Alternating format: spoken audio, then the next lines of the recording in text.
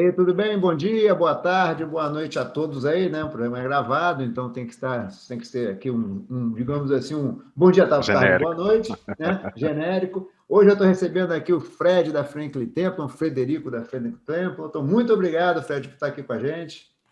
Eu que agradeço. Obrigado, Hudson. Obrigado pela oportunidade aí. Super, super prazer, Fred, super prazer. Fred, a gente sempre começa o programa aqui, mais ou menos, batendo papo assim, como é que você chegou no mercado financeiro e como você se tornou um gestor de ações?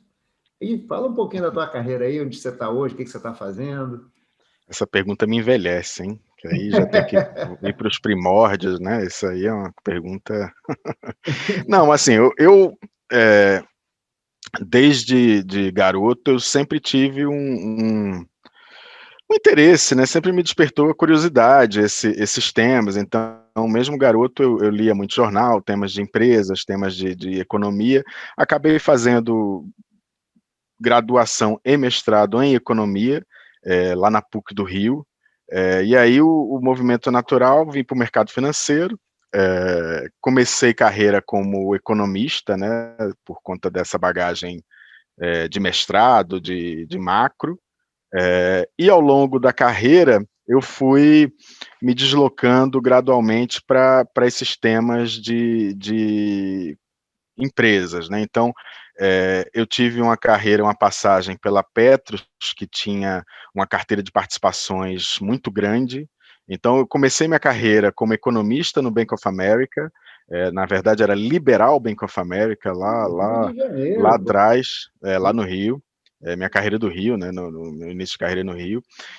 Depois acabei indo para Petros, para ser uma função meio polivalente e que passei por várias áreas dentro da fundação, e uma delas foi, e afinal, acabou sendo muito ligada à gestão de portfólios, então fazendo meio que o meio campo da Petros, coordenando o comitê de investimento, definindo a alocação, e com atuação também muito forte em governança corporativa. A Petros tinha uma carteira de participações muito grande, uma série de temas precisavam passar no processo decisório, precisavam da opinião e a decisão da Petros, e a gente acabou organizando isso, organizando essa área de governança corporativa. Então, sentei no conselho de algumas empresas, CPFL, e algumas outras, Coteminas, várias, e por conta dessa bagagem de governança, a transição para o mercado de ações acabou sendo um pouco natural. Saindo da Petros, então, comecei a fazer a gestão de um fundo de ações com uma pegada de governança, que era Rio Bravo, né, Rio Bravo Fundamental, que foi essa primeira. E ao longo do caminho acabei vindo então para Bradesco Templeton, que também tinha uma história bem grande de interação e de ativismo. O fundo FVL, que é um fundo que a gente faz a gestão até hoje, é um dos maiores fundos de ações do mercado na ocasião, lá em 2000 e, sei lá, por ali, 2002, chegou a ter quase 700 e tanto, 800 milhões de reais, que era muito grande. A gente tinha participações grandes em empresas mais mid small cap, então isso era muito intenso, né? Então, essa atividade de conselhos, atividade de governança, e ao longo do tempo, quando a Franklin adquiriu a parte do Bradesco e viramos a Franklin Templeton, a gente foi dando continuidade a isso, fazendo então esse fundo de governança e lançando outros fundos mais tradicionais em termos de equity, mas sempre com esse viés mais intensivo em análise, bottom-up, uma análise mais de chão de fábrica, visitando empresas, conhecendo management. Então, isso é uma coisa que ficou no DNA do nosso estilo aqui de gestão, e é o que eu faço até hoje, tá? Olha só, você tem um estilo, então, mais ali. Bem, primeiro que você é um pioneiro de governança, né? Porque início dos anos Ah, é muito 2000, tempo isso aí. falando em fundo de governança, era raridade, né? E É. aí continua com esse viés muito intenso em governança e vamos chamar aqui meio chão de fábrica, entender a É. empresa, se ativar. Modelando, fazendo modelo, análise bem fundamentada em cima de números, sendo uma coisa mais com um viés mais absoluto, assim, olhando o retorno de uma forma mais absoluta. Tá, tá, tá. É bem interessante. Então, Fred é um gestor de ações, né, fundamentalista, que aplica, que tem seus teses de investimento baseadas em governança e nos resultados das empresas. Sim. E Né? aí também tem minha bagagem macro, né, que a gente usa bastante. Tem outros fundos que eu faço gestão, que são fundos que a gente chama de multimercado, né, que tem a parte de equities forte, mas que você também faz outros instrumentos, instrumentos de renda fixa também. Então, uma carreira, assim, tem uma diversidade grande aí de produtos e acaba tendo que colocar um pouquinho de tudo ali neles, tá? Ah, legal, super bom. Deixa eu te fazer uma pergunta, então, Fred, que eu acho que às vezes tem assim, gestão no dia a dia. Depende mais de um bom processo ou depende mais da habilidade, assim, da habilidade da pessoa? Como é que é? Como é que é o equilíbrio entre essas duas coisas? Assim, eu acho que processo mais do que tudo, né? A gente precisa de disciplina, precisa seguir os ritos. Eu não acredito muito no feeling, essa coisa de, eu estou sentindo, o sentimento do mercado. A gente eu acredito mais num horizonte de longo prazo, você vendo uma continuidade, uma consistência na entrega de retornos, é processo. Então você tem que fazer o processo. Acho que time é relevantíssimo. Acho que hoje, mais do que nunca, aumentou muito a complexidade do nosso mercado. Nosso mercado ficou muito mais eficiente, tem muito mais representatividade de setores. Então, acho que cada vez mais essa coisa mais de estrela vai ficando em segundo plano e o que importa mesmo é processo, é time, é disciplina, é você sentar, discutir os números, levar para o comitê, destrinchar as informações, tentar ao máximo possível angariar informações a respeito daquilo, e ao longo do tempo essa coisa vai aparecendo, né? Esse resultado vai aparecendo. Eu Não, acho mas, que pô. Não, eu gosto de fazer essa pergunta, Fred, porque até hoje tem muito aquele negócio do o gênio, né? Aquele, não, eu gosto de, sempre tem um gestor, eu pergunto, mas o que você acha mais relevante? Porque às vezes tem muito essa propaganda em cima do gênio, que acerta, não sei o quê, e você colocou a dimensão processo e a dimensão equipe, né? A andorinha não faz Uhum. verão, né? Sozinha não faz verão, né? Eu acho que É isso que é eventualmente, relevante. às vezes, por exemplo, a gente está conversando aqui, você perguntou um pouco da início da carreira, eu faço isso desde, sei lá, antes ali, começando ali no final dos anos 2000, tá? Então, de lá para cá, a gente já viu de tudo, né? Brasil é sempre volátil, é sempre complicado. Já passamos períodos de euforia, períodos de depressão. E assim, se você olhar o universo de gestores ao longo do tempo, teve muita gente que ficou no caminho, gente que foi muito bem sucedida em janelas de mercado, então mercado que estava muito bullish, mercado muito muito eufórico, a pessoa, sei lá, acerta-se uma tendência dessa, apresenta resultados de curto prazo fantásticos, sensacionais, mas quando tem uma inversão de cenário, quebra.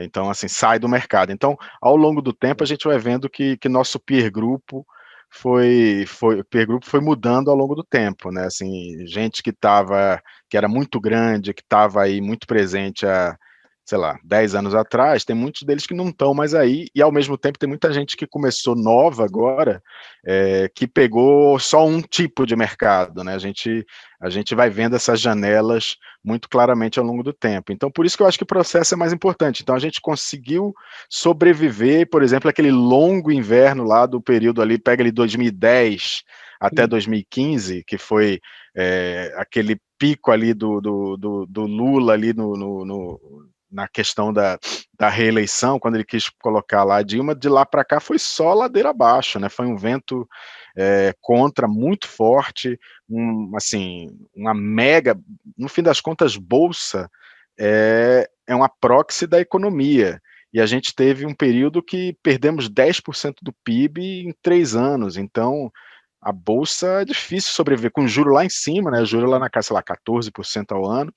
e a economia, o PIB sendo revisado constantemente, assim, começar o ano achando que vai crescer alguma coisa, sei lá, 1, 2%, e terminar caindo 3%. Assim, foi muito complicado. E aí de 15 para cá a gente viveu de novo um novo momento, né? Veio uma inversão de política econômica, a gente entrou aí de novo numa euforia, e é o período que a gente tem, assim, um período que graças a Deus aconteceu, e a gente está vendo aí, por exemplo, agora nesses últimos meses, a gente já teve uns 40 IPOs, empresas novas, setores novos, a bolsa vai aumentando a sua complexidade, né? Não, sim. Então, por isso, só para dizer, assim, processo é mais importante do que tudo, eu acho. Ah, não, é, porque no fim do dia, quem são os persistentes, né? Quem são os sobreviventes? Aquele que você falou, né? A gente sempre ouve muito dos gestores o seguinte, né? Um bom gestor, a gente tem que passar por alguns ciclos, né? Não pode passar, como você falou, só pegou um ciclo de alta, só pegou um ciclo de baixa. Tem que ver ele em alguns diferentes ciclos para ver como é que ele realmente se comporta. Isso. Eu acho que você está perfeito. O processo é tudo. Então, para quem está nos ouvindo, cuidado com esse negócio da estrela, né? O cara é a estrela, ele faz a diferença. O Fred falou, faz tudo assim. Processo é tudo, é relevante. Deixa eu te fazer uma pergunta, Fred, todo mundo também faz. A Bolsa Brasileira está barata? Eu acho que ela está bem barata, né? Perdeu agora, está lá na casa dos 125 agora. Eu acho o seguinte, eu acho que nossa bolsa é barata, mas ela está absorvendo, né, no preço essa incerteza do nosso cenário, né? A gente tem o ano que vem é um ano que vai ser, pode ser, né? Não é que vai, pode ser um ano complicado.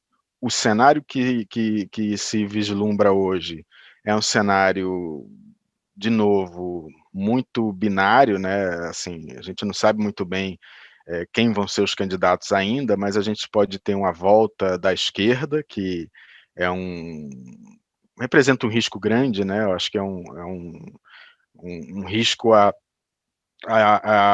essa política econômica que foi muito bem sucedida desde 2016 para cá, então isso pode ser um retrocesso ali.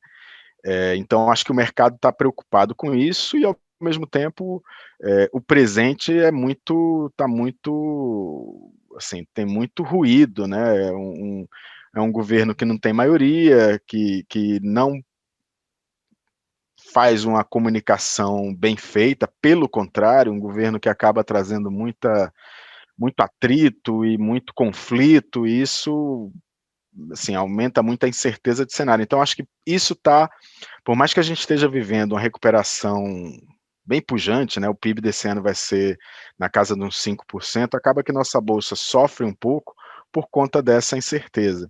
O lado bom é que eu vejo, por exemplo, você olha o câmbio, 5,20 aproximadamente hoje, excessivamente desvalorizado, né? Você vê que o Brasil hoje está com saldo positivo em conta corrente, uma coisa que a gente antes tinha um déficit em relação ao PIB na casa de uns 3, 4, muito relevante, agora a gente fechou esse gap, claramente dá uma mensagem de que, por fundamento, nossa moeda está excessivamente desvalorizada, então isso reflete esse ruído, esse risco político.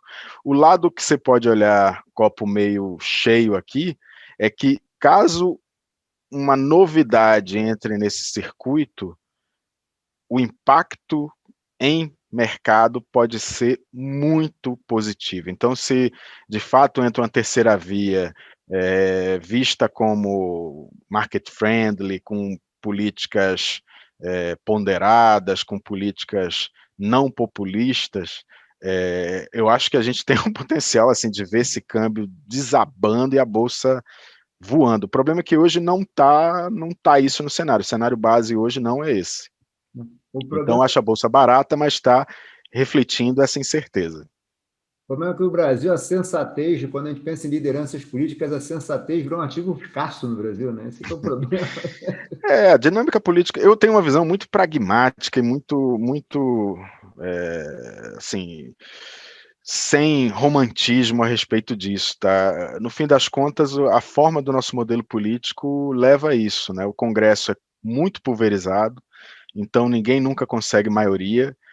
O congressista tem uma agenda própria, e a agenda própria dele, no fim das contas, é se reeleger, e eles têm, assim, uma atitude que é natural para quem quer se reeleger. Eles já começam lá fazendo meio que uma campanha, tentando escolher um nicho da sociedade, proteger esse nicho, embora isso às vezes seja ruim para o agregado da sociedade. Então ele de repente defende uma classe, mas isso para o resto da sociedade é muito ruim. E criam-se esses lobbies e ninguém consegue nunca aprovar coisas que são medidas um pouco mais duras, medidas necessárias por conta dessa dinâmica. Então, tudo você vê, tudo que entrou lá, a privatização da Eletrobras. O que veio de Jabuti para aquela discussão, aí você vê uma medida para beneficiar uma determinada região, obrigar que faça-se investimentos que não são necessariamente os melhores, os que vão dar maior retorno, mas ou é isso ou não passa. Então, como não tem maioria, tem que passar do jeito que dá. E essa é a dinâmica ruim aí do Congresso brasileiro. A gente precisa de um governo forte. A gente precisa de um governo de maioria para poder fazer as coisas. Não, acho que, assim, no Brasil, nos últimos anos, acho que a cada 2 ou 4 anos se discute uma reforma política, mas nenhuma reforma política mexe, de fato, no problema que é ter partidos que representem um ideal programático, e não existem 40 ideais programáticos no mundo, né? Você deve ter, no máximo, uma meia Exatamente. dúzia. E tinha agora, né, a cláusula de barreira, que eles iam diminuir o número de partidos, e você vê que já começa, na hora do vamos ver, começa a flexibilizar e não fazer o que é necessário. Enquanto continuar desse jeito, a gente tem uma dificuldade grande de aprovar medidas que beneficiam a sociedade no agregado, mas que vão ao encontro de setores minoria organizados. Então, aí seja funcionário público, você vê, reforma administrativa, obrigatória, tem que fazer.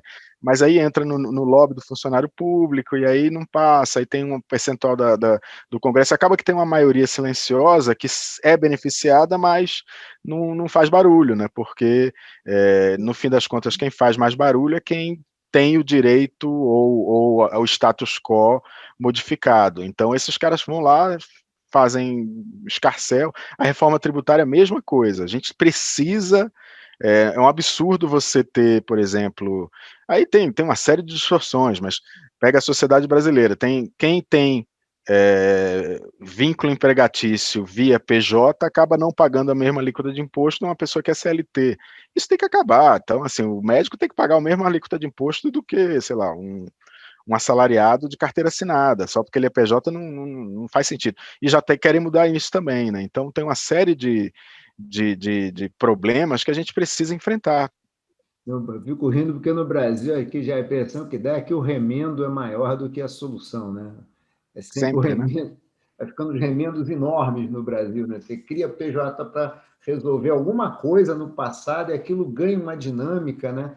Eu sempre dou como exemplo a Zona Franca de Manaus, né? Surgiu com Isso. determinado fim e nunca mais termina, né? Fica aquele negócio que. E aí você também acaba não aferindo se o benefício que foi criado, o incentivo que foi criado lá atrás está dando ou não retorno para a sociedade como um todo. Aí você eterniza, né? E fica essa bola de neve, né? É difícil mexer nisso. Bem, agora então vamos lá. Se a Bolsa Brasileira está barata, a gente vai fazer a seguinte pergunta. As melhores perspectivas, na sua opinião, hoje, quando olhar para o mercado de equity no mundo, estão no Brasil, estão no exterior, ou tem coisa boa para todo lugar? É só olhar com calma. O que você acha? Assim, a gente tá. Eu acho que o Brasil tem essa assim, o pricing point da nossa bolsa, claramente, só para você ter uma noção, você pega a bolsa brasileira hoje, se você pegar o dado do ano, a gente está, sei lá, com essa queda aí deve estar uns 15 vezes o lucro, 15, 16 vezes o lucro, tá? O projetado para 12 meses, que é o que todo mundo olha presta mais atenção, deve estar próximo de 12. Então, assim, múltiplos hiper baixos. Você pega a bolsa americana, esse mesmo múltiplo para esse ano está na casa de 27 vezes, e para o ano que vem está acima de 20 também. Então, assim, por preço, nossa bolsa é muito barata.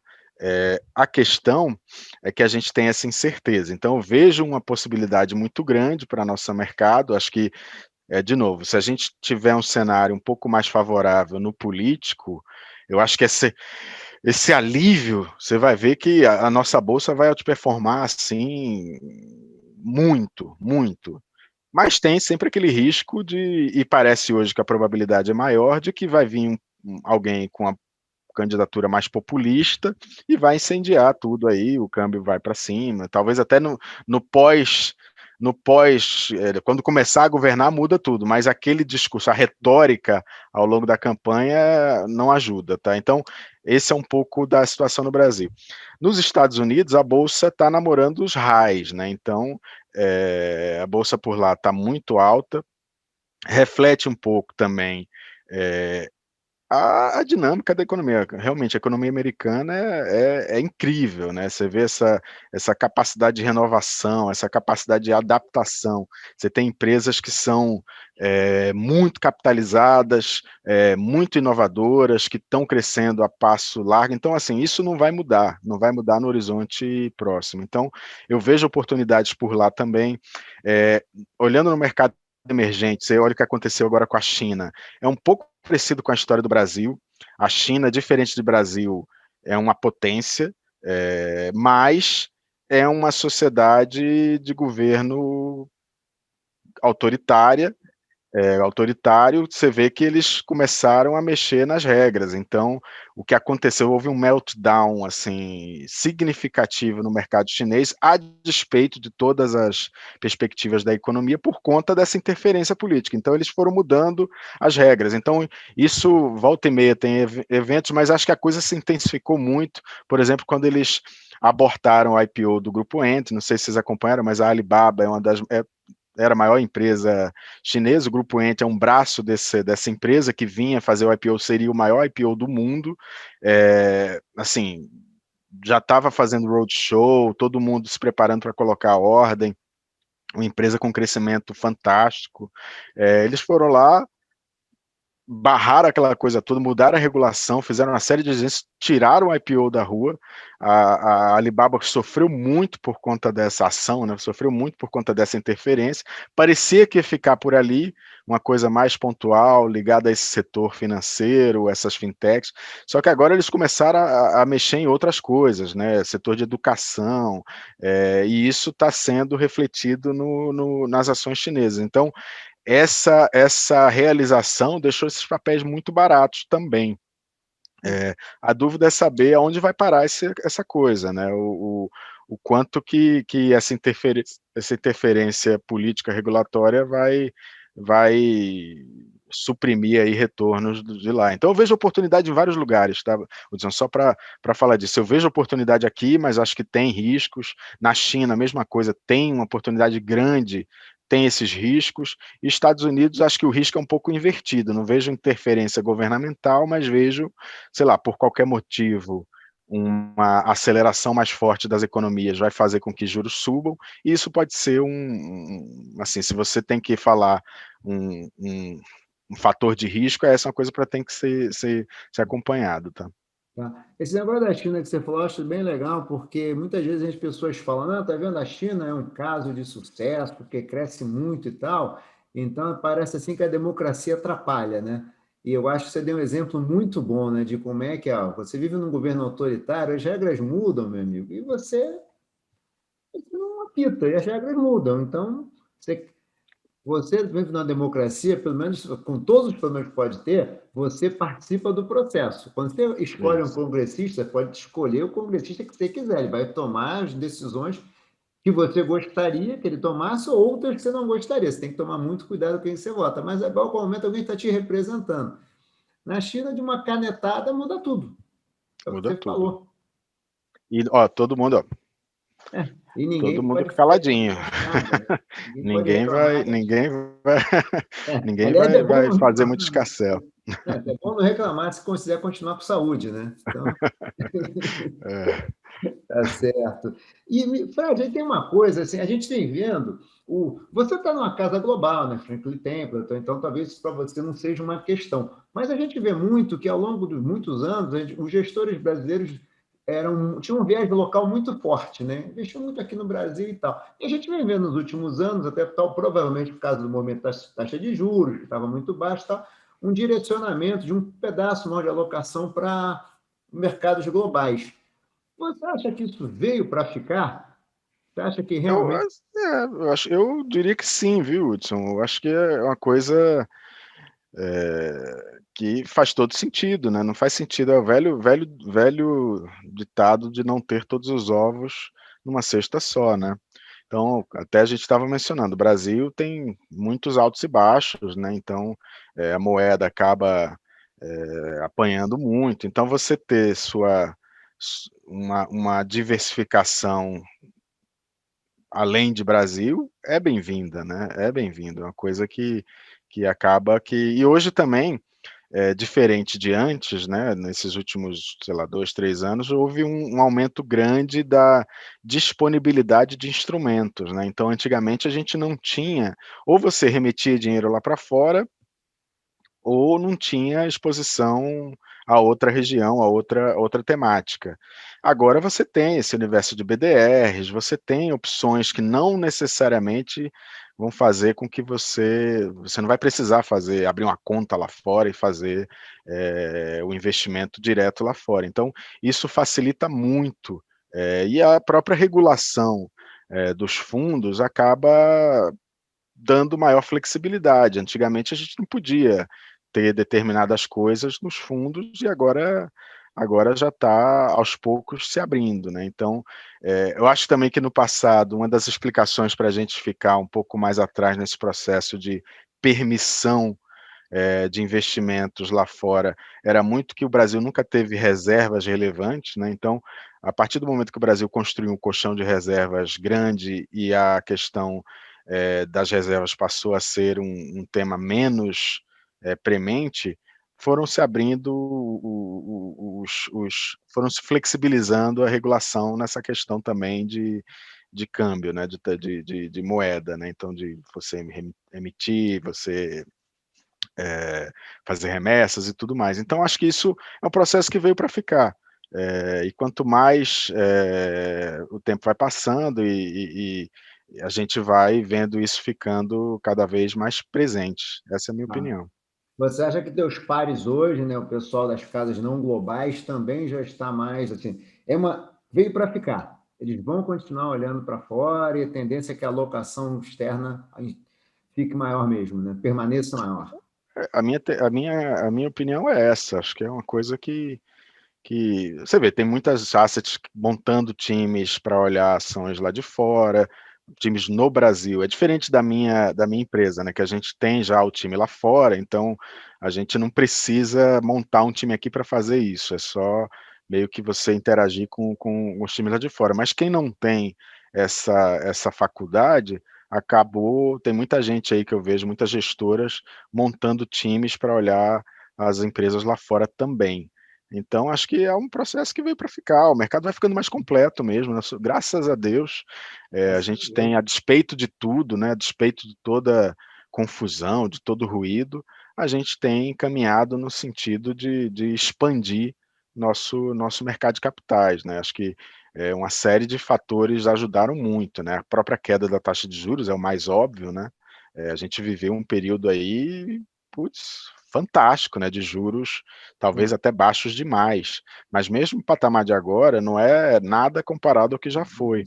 Então, acho que isso traz um incentivo grande a olhar ativos de risco de forma geral e também nessa esteira ativos não brasileiros, né? Seja via BDR, por exemplo. E, Fred, aproveitando, então, pegar uma carona. A gente viu um crescimento de CPF na Bolsa enorme nos últimos anos, né? Que bom, né? Que bom. Mas a gente também sabia que os juros estavam muito baixos. E aí, você acha que os investidores vão continuar comprando, vão continuar tendo uma parcela? Quer dizer, vamos refazendo a pergunta, a parcela de renda variável aumentou muito. Você acha que essa parcela de renda variável continuará aumentando, se estabilizará no patamar bem mais alto, ou você acha que com os juros subindo, a gente tem um risco de ter um retrocesso forte nisso? O que me preocupa não é o juros subir, não, tá? Depende da razão que faz o juros subir. Se o juro brasileiro subir por conta de desorganização da nossa economia, é um perigo grande para esse desenvolvimento do nosso mercado, essa penetração que você está mencionando aí. Se a gente começar a ter desarranjos muito fortes, descontroles muito fortes e os juros subir para tentar controlar isso, provavelmente a gente vai ver muita volatilidade na Bolsa e um retorno pior. E aí acho que tende a ser tipo um voo de galinha, né, esse movimento. Se a gente tiver uma subida de juros por conta de uma adaptação ao novo patamar, inflação continuando controlada, e ser simplesmente uma adaptação de juro real a um novo ambiente de mercado mundial, eu acho que o movimento continua. Eu acho que aí a gente fica um país mais normal, né? A gente Assim, começa a crescer, pode não ser fantástico, não é que cresce que nem a China, mas se a gente crescer aí 3% ao ano, com juro real razoavelmente estável ali, sei lá, 3, 4% ao ano, eu acho que aí é muito positivo para equities, muito positivo, porque, de novo, as ações refletem a economia como um todo, é uma forma de você participar do crescimento econômico da sua economia. É que a gente não pode parar de crescer por conta de desarranjo, né? A gente ter uma questão fiscal completamente descontrolada, inflação descontrolada, aí acaba que a política monetária tem que fazer o trabalho, né? Então, isso até porque acaba a sendo fiscal aqui, né? Não dá para contar muito com a fiscal, geralmente, no Brasil. Né? de novo, aí a nossa dinâmica política o equilíbrio das decisões acaba sendo sempre longe do equilíbrio fiscal, né? Então, o consenso o consenso do político acaba sendo sempre longe da necessidade fiscal por conta desses, como eu tinha mencionado lá atrás, desses incentivos individuais. É complicado. Aí, até, Fred, uma pergunta aqui. É engraçado, né? Quantos anos a gente não vê um crescimento no Brasil? Tirando aquele negócio da eleição da Dilma, que eu acho que o Lula pisou no acelerador de um jeito que depois Foi a Dilma teve que pagar uma irresponsável. parte. A Dilma teve que pagar uma parte da conta, mas em vez dela pagar a conta e resolver, ela resolveu continuar pisando no Ela veio acelerador. cavar o buraco, ela É, resolveu cavar o cavar um buraco. buraco. Por que o Brasil, né? E, obviamente, não sei se você tem a resposta, mas a gente pode devagar um pouquinho aqui. Por que a gente tem tanta dificuldade? O Brasil mal consegue atingir 2% de crescimento. É alguma coisa nos últimos anos, quando cresce é 1, 1,5, e quando dá 2,5, rocha, o Brasil cresceu 2,5. Por que para a economia emergente é pouco atribuir isso, Fred? O PIB potencial brasileiro. Eu lembro aqui, quando a gente, de novo, né, quando teve aquele. Um dos momentos de bonança foi quando até cunharam aquele termo BRIC. Os emerging markets estavam. Foi logo na saída da crise, né, internacional. Os países emergentes estavam descolando. O decoupling, lembra dessas expressões? Decoupling, e o BRIC vai dominar o mundo, vai ser o powerhouse de crescimento. Acabou que o BRIC virou só C, né? O C, se bem que a Índia também cresceu mais recente, mas o BRIC era C. O B, então, foi um desastre. Mas naquela ocasião, o PIB potencial brasileiro embutido nas projeções era lá 4,5, 4, era bem mais alto do que é hoje. Você pega o Focus para longo prazo, pega aí para 3 anos para frente, é 2,5, é muito baixo. Mas isso é uma análise que é um pouco de retrovisor. Eu vejo que a gente fez uma série de mudanças institucionais relevantes que deveriam ajudar nosso crescimento potencial. Uma delas, acho que indiscutível, foi a reforma da Previdência. Foi uma coisa que o Brasil, o dreno de gastos para pensões, principalmente funcionário público, era hiper relevante. Isso foi, de certa forma, reduzido bem. Isso é uma coisa que ajudaria muito o nosso crescimento de longo prazo. Infelizmente, a gente gastou essa poupança toda por conta por conta da Covid. A gente teve uma série de eventos que foram muito que meio que tiraram a gente da trajetória de recuperação. Então, eu lembro aqui de cabeça aqui, por exemplo, teve um evento de curtíssimo prazo que foi a greve dos caminhoneiros, que isso teve um impacto grande naquele ano, matou o nosso crescimento ali. Depois começou a ter de novo, o político começou a interferir muito, né? Então é difícil você ver os agentes tomando decisões de investimento de longo prazo com incerteza muito grande. Então isso atrapalhou. Veio essa esperança grande aí com o Bolsonaro, só que A gente fez acho que assim, a agenda de políticas parecia muito correta, esbarrou na dificuldade de conduzir isso com um governo que não tem maioria e muito volátil, e a gente acabou sendo também, de novo, recebendo aí uma pancada da Covid, né? Então isso tudo meio que tirou o país do trilho e confunde muito aí você olhar. Não é que o Brasil tem um PIB potencial muito grande, fantástico, mas pelo menos a gente está tendo esse rebound agora mais cíclico desse ano de 5. Eu acho que a gente tem condições de ter isso um pouco mais alto para os anos à frente, considerando o que foi feito, tá? A dúvida toda é quanto que isso vai, como que o político vai atrapalhar decisões de investimento, porque no fim das contas o grande diagnóstico é sempre assim: o Estado vai sugando tudo e o setor privado não consegue fazer os investimentos que são mais rentáveis e aumentando o crescimento da economia.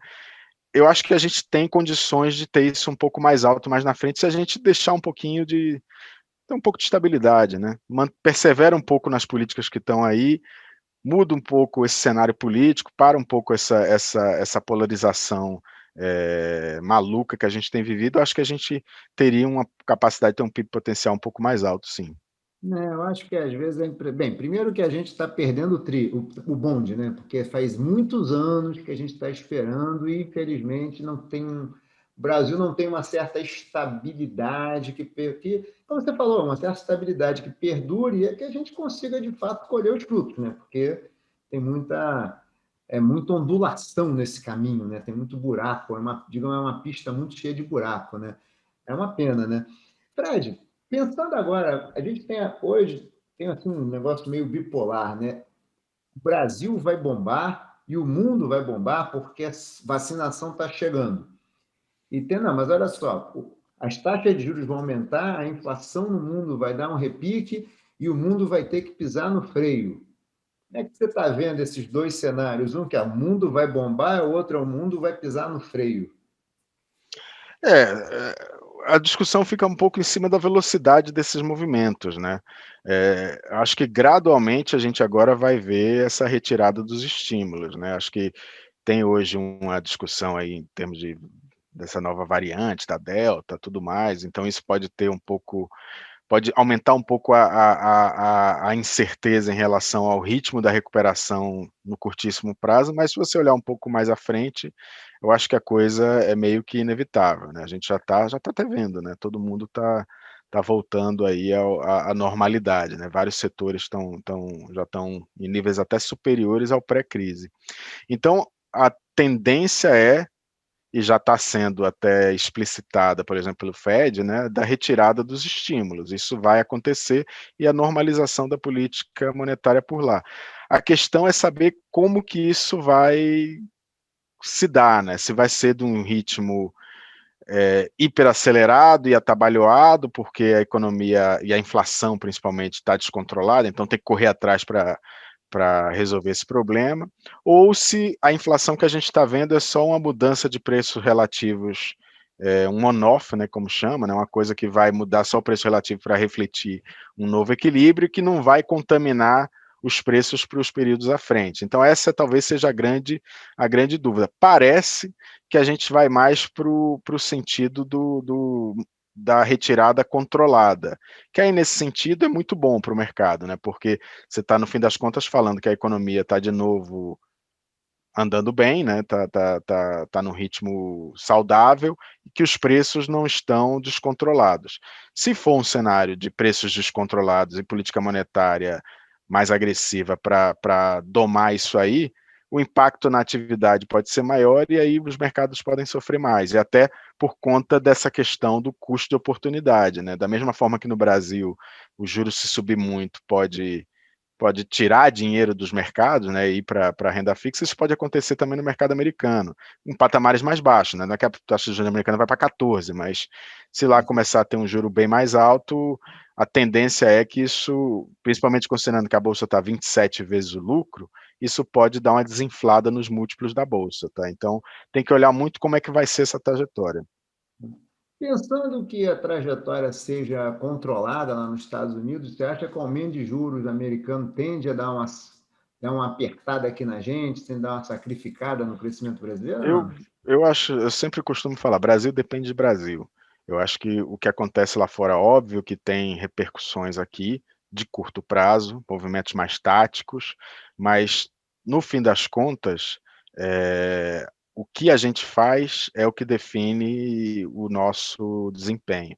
Então, eu te dou o contra-exemplo, né? Naquele período ali da Dilma, foi um período hiper abundante de recursos, então dinheiro barato e abundante, mercados emergentes gozando de uma situação muito boa, desempenhos muito fortes lá, próprio americano, só que o Brasil descolou e foi o pior mercado do mundo.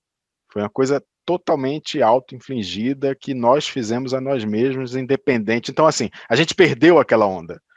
Foi um movimento favorável e a gente foi para o brejo por nossa causa. E acho que o inverso também vale. Se lá fora acontece um movimento de, sei lá, maior restrição, de menos abundância de capitais, um chamado aí flight to quality, a gente tende a sofrer mais ou menos de acordo com o nosso desempenho. A gente tem uma série de mazelas que precisam ser atacadas, tem uma agenda nesse sentido. Se a gente perseverar nessa agenda, eu acho que a gente se sobressai. Então depende disso, depende da gente mesmo, no fim das contas. Vamos bem, vamos torcer que a gente tenha juízo, né? Então, no ano que vem, é o que você falou, por enquanto, o juízo está uma matéria escassa, por enquanto, né? Olhando as pesquisas. Tá cedo, Hudson, tá cedo. A eleição é É, só para abril do ano que vem, que aí o mercado vai olhar, não o mercado, né? A população vai olhar de verdade, a gente vai ver. Pensa, nesse mesmo período do ano passado, ninguém imaginava Bolsonaro. Bolsonaro era assim, traço. traço, ninguém imaginava, não, Bolsonaro não, ninguém levava a sério, não era isso. E acabou sendo do jeito que foi. Então, acho que tem muita água para rolar aí. Acho que os números não ainda refletem o que vai ser. Tomara. Vamos ver. Vamos torcer. Fred, estamos finalizando, como a gente já, né, a gente sabe, a gente tem um limite aqui, mas tem uma perguntinha aqui que eu queria te fazer antes de encerrar. ESG. Hum. Como é que você está vendo os investimentos ESG? Se não é Eu acho moda, assim, mas o que você acha? eu acho assim, é um movimento muito bem-vindo, né? Eu acho que essa preocupação é hiper bem-vinda. Acho que a sustentabilidade dos países, das economias, dependem que você não tome decisões que vão, assim, prejudicar o longo prazo, né. Então o retorno de curto prazo de um determinado investimento não pode ser feito a despeito do que isso pode acarretar no longo prazo. Então acho que esse tema é muito bem-vindo. Claramente, você vê que tudo isso está dominando todo comunidade de investimentos, você vê que os investidores estão exigindo isso, todo mundo pede a sua política. O que me deixa um pouco preocupado é que se criou, de certa forma, um cartel, não é um cartel, mas como é que é o nome dessa instituição? Um cartório, desculpa.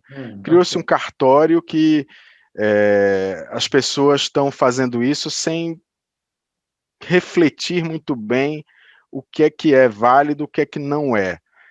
Então, acho que tem muita coisa que hoje é muito mais marketing do que de fato uma preocupação, e acho que é isso que a comunidade de investimento tem que atentar. Tem coisas que são talvez exageradas e feitas muito pela agenda do marketing.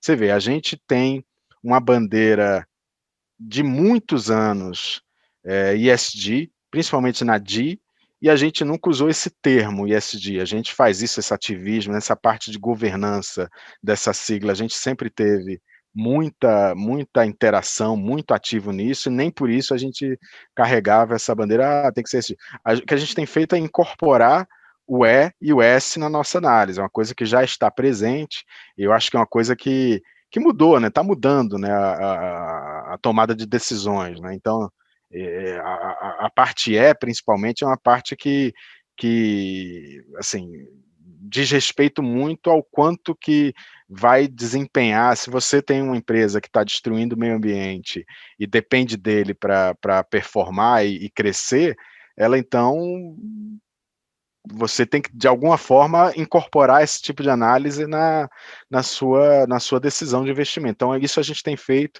e está adotando muito isso, tá? Então, acho que é um movimento muito bem-vindo, tá? Só atenção, cuidado com o marketing pelo marketing em cima dessa história.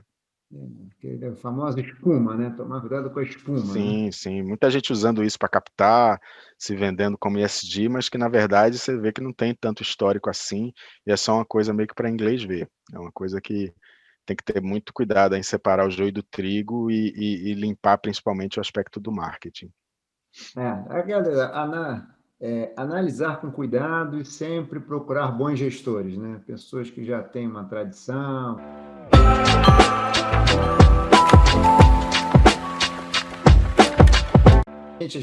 Chegou aqui o nosso tempo. Eu queria te agradecer muitíssimo a participação, agradecer de coração. Queria pedir para você deixar uma mensagem final assim para os nossos ouvintes e quem estiver nos assistindo aqui para a gente encerrar. Beleza, Hudson. Eu queria agradecer, obrigado aí pela oportunidade mais uma vez. É um papo sempre gostoso, legal. Tô às ordens quando precisar aí de novo, quiser bater outro papo mais à frente, dependendo aí do que acontecer no cenário, alguma mudança grande. Nós estamos aí, tá bom? Com Te certeza. agradeço aí.